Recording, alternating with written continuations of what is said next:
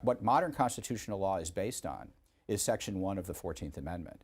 And misreadings of Section 1 on the 14th Amendment has led to misreadings of Section 5, which empowers Congress to enforce Section 1. So I guess the real reason, the main reason I would say that is that Section 1 of the 14th Amendment is the most important constitutional amendment that the American people have never heard of. And I've discovered this since having written the book, and I tell friends and acquaintances or people in offices that I'm visiting that I wrote a book on the 14th Amendment, and they say, I'm sorry, I just don't know what amendment that is. Mm-hmm. And yet, every challenge to a state law based on the First Amendment freedom of speech, the First Amendment free exercise of religion, the Second Amendment right to keep and bear arms, all of the so-called Bill of Rights challenges, almost all of the Bill of Rights challenges that we argue about are actually 14th Amendment cases.